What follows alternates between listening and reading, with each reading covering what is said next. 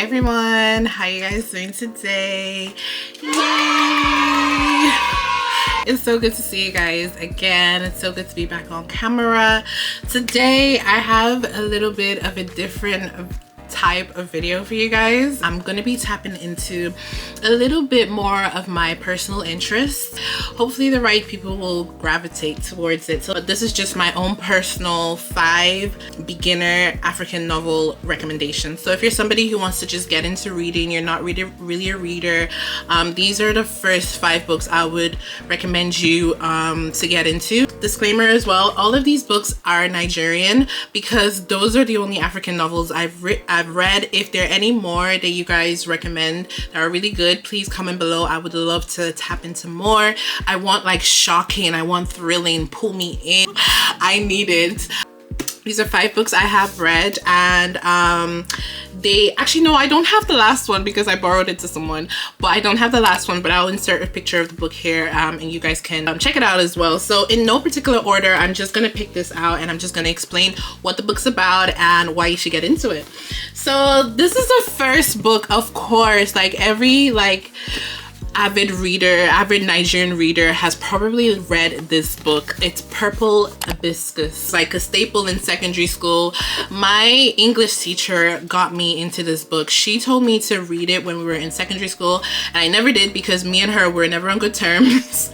And so I never did, but she kind of knew that I would definitely love it if I got into it. And boy, was she right, and did I wish that I kind of listened to her, but I felt like it came to me at the right time. So, you know, like the author Chimamanda Ngozi Adichie. Did I say that correct? I'm Yoruba, I'm not Igbo, so I might pronounce a lot of these words wrong. Yeah, 2 other of her books on this list, guys, I have to show you guys, because like she's actually the author that got me into reading, because I always wanted to be a reader, but I just never could concentrate for too long. But when I started reading her book, maybe it was personal to like where I was from, and I had a genuine interest in African history. I'm an art student, meaning like, you know, sociology, psychology, religion, history was definitely where I tapped into more. These type of themes like she talks about in her book, I was like, I definitely want to get into this. So Purple Hibiscus, it's about a young girl and her family, the inner workings of, you know, her growing up with a father that's a avid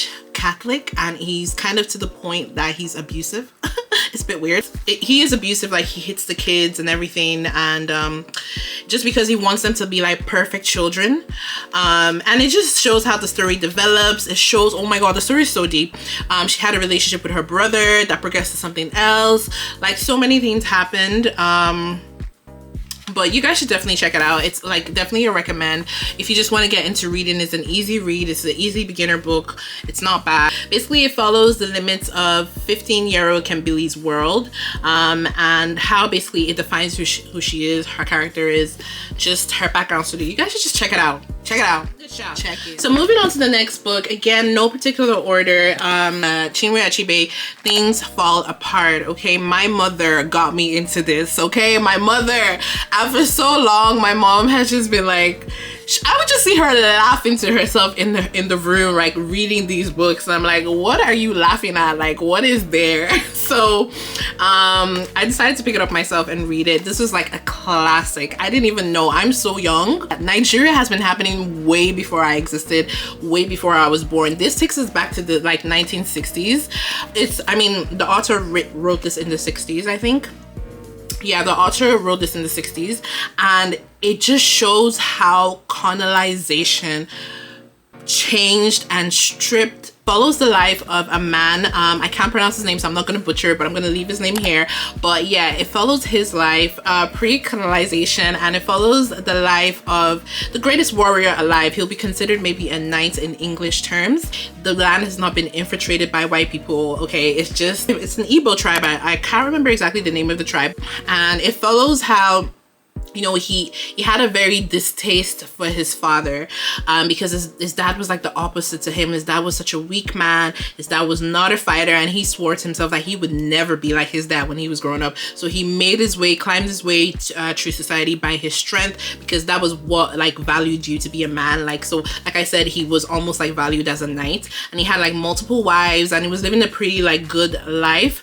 And he witnessed in real time the infiltration of white people, you know, trying to, you know, what, their sacred forest. They had a sacred forest, and white people building on the land and all this other stuff. And it just shows you how like a culture that was once rich, although questionable, okay, got stripped away from people by, you know, someone coming in and basically telling them that, yeah, this is a whole lot of rubbish and this is what it is. So it just shows how he deals with this. The interesting thing about this book is that it's a series, so there's like about 2 other books that follow. I have the last one, which I'm still reading. I think this book is the last book in the series. There's a book in between. I still need to read it, by the same author, and I think it follows like the life of his grandson now, who is like, I guess, being qualified for university to go to London. Like, but guys, it's a great read if you want to get into reading African novels, if you want to know more about the history of like colonization, Africa before the time of colonization, the deep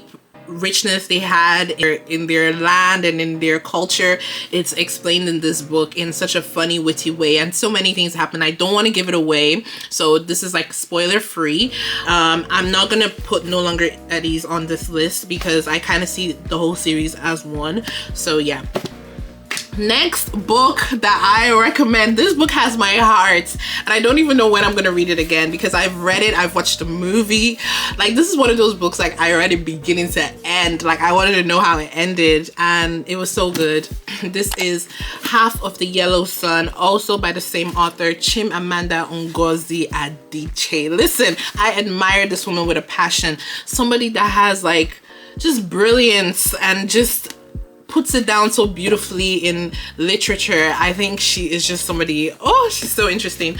So Half of the Yellow Sun follows the life of a couple being affected by the Biafra War, but it's so real. It gets into the reality of the war, how children are affected, how, you know, she's still trying to keep their love alive, and, you know, it gets into some love story drama as well. It's so good. It got me to understand what Biafra really means to Igbo people, because I'm Yoruba, so I never really understood when, you know, they always went on about their Biafra, but it was really eye-opening, and it just again made me realize, oh wow, there was a whole life for me, and there is gonna be, by God's grace, after me. And you know, it's so interesting to see like all this happened before I was even born, and you know, they follow it through the life. It's kind of like, think about it as like a Titanic story. So, you know, the real life events of Titanic happened, but it followed the story of Jack and Rose. So is this one, like the real life events of the Biafra War happened, but it follows the story of Lana and her being in love with her charismatic lover, the lecturer, as they refer to him, Richard. So it follows their love story. Richard. Anyway, you guys read the book, and when you read the book, come back and comment and tell me you know why I said Richard, because Richard, she kind of let him, you know, slide a little bit. Maybe it was because of the war, but who knows. But it was such a beautifully written book. I highly recommend if you want to know about the Biafra War, if you want a love story, if you want like just something to get lost into, she's your girl. Next on the list, I don't actually have the physical copy because I lent it to a friend, and that book is Nearly All Men in Lagos Are Mad by Damilare Kuku. This is the book right here.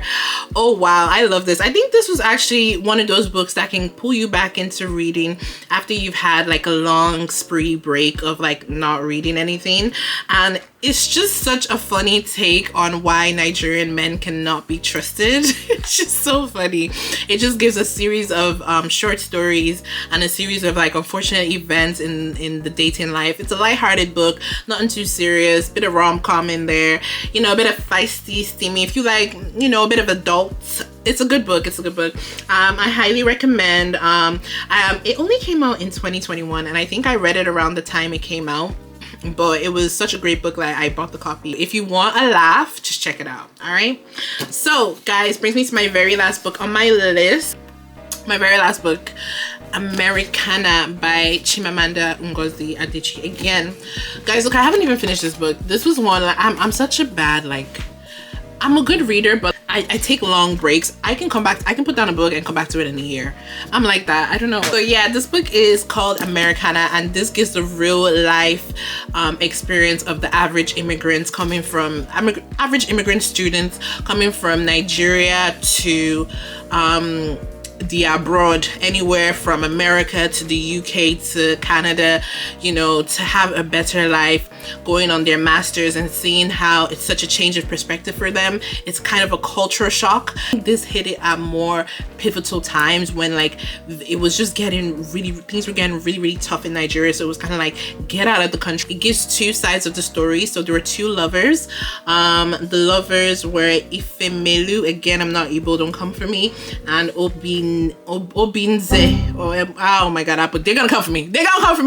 Yeah, it follows the love story of these two lovers, and basically they were high school sweethearts, and they had a whole plan for themselves when they got out of university, what they were gonna do.